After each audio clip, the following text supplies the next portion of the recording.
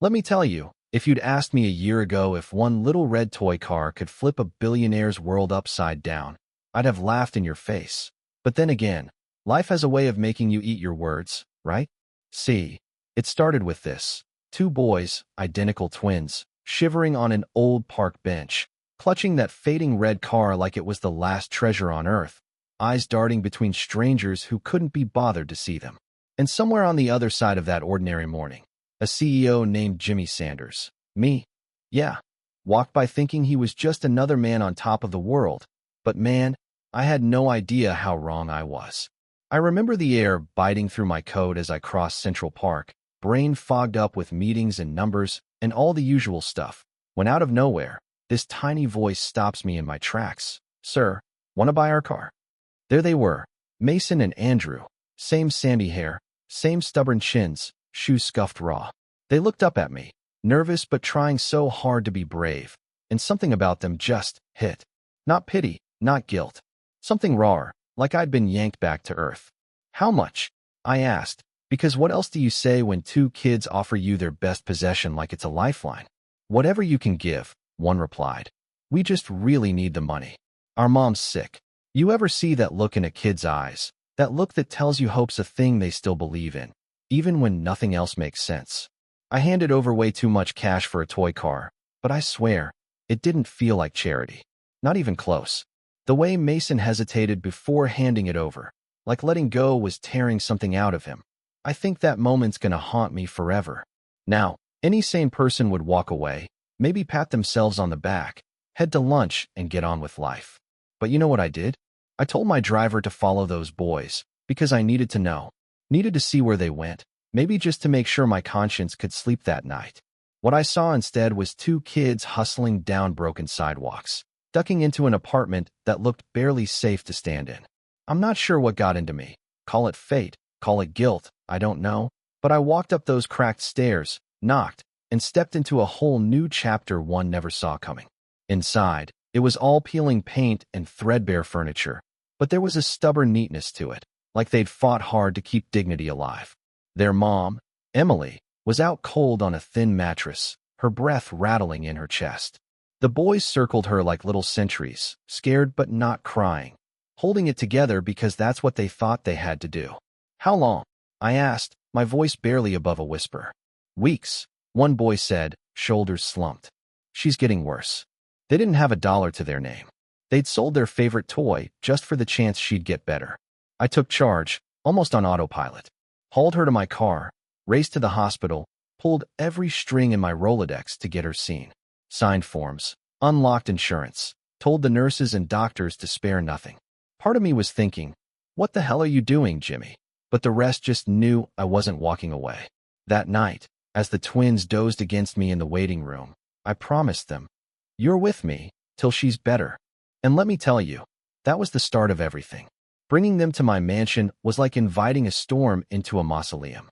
They wandered around gaping at the marble halls, the old oil paintings, the beds bigger than their entire apartment. Mason asked, "Do you really live here alone?" And I swear, for the first time, the place felt like what it was, a gilded cage.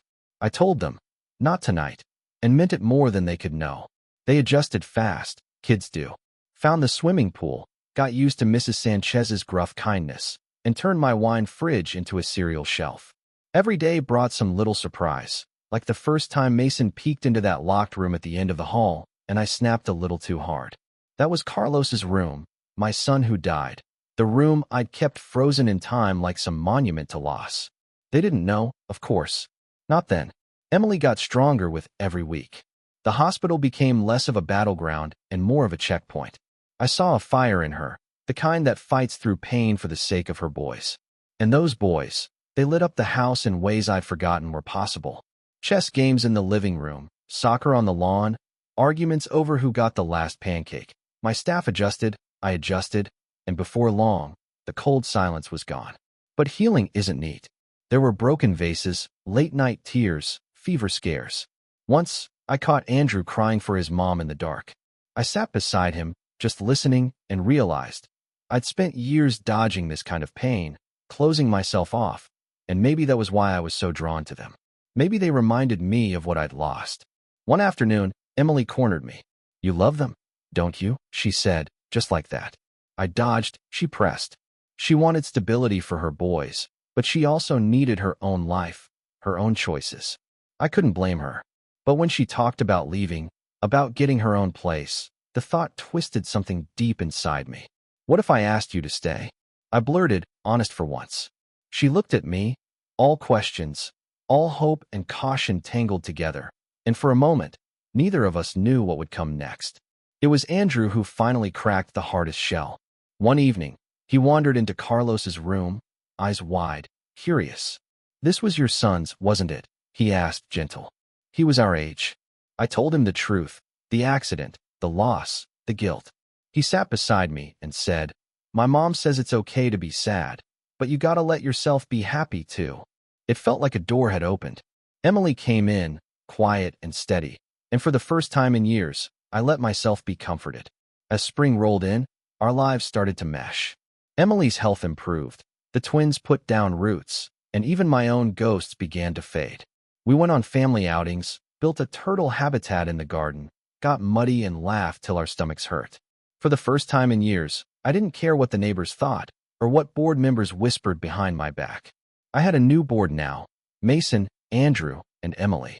One perfect afternoon, down by the lake, I finally found my nerve. I pulled out the emerald ring my grandmother left me and said, "Emily Miller, will you and your boys make this house your home forever? Will you marry me?" She cried, nodded yes, and just like that, I wasn't alone anymore. The twins sprinted over, soaked from the water, and when I asked if I could be dad, Mason grinned and said, "Only if you promise never to sell our turtle." Our new life wasn't perfect. There were rumors, awkward parties, gossip at the charity galas. But none of it mattered. We danced in kitchens, cheered at baseball games, had late-night talks under the stars. Mrs. Sanchez rolled her eyes at our mess, but even she smiled more. Sometimes I'd find Emily sitting in Carlos's old room, sunlight spilling across the toys. "We're not erasing the past," she'd say, "just growing from it." When our wedding day came, 1 year to the date of that lakeside proposal, it wasn't just about us. It was a family thing, vows spoken with trembling hands, the twins passing us rings engraved second chances. I looked at Emily, at Mason and Andrew, and thought, this is what life is supposed to feel like. Not safe, not easy, but alive. So yeah, I used to believe happy endings were for other people. Now, every time I hear Dad echo through these halls, I know better. You want to talk about miracles? Forget lottery tickets and fairy godmothers. Sometimes it's just two boys, a battered toy car, and a stubborn woman who refused to give up hope. But here's where I'll leave you, because the truth is, life doesn't tie itself up with a neat little bow. We still argue, still worry, still trip over turtle food on the stairs. Some days, the grief sneaks back in, but now there's laughter to meet it at the door. We're messy, we're loud, we're family. So tell me, where do you stand? When is kindness just charity? And when does it become the start of something real? Can broken people build a new kind of home together? I've made my bet. Now I want to hear yours. Leave a comment. What's your take on second chances, family, and the strange ways life brings us together? Because trust me, you never know what'll change your story until it does.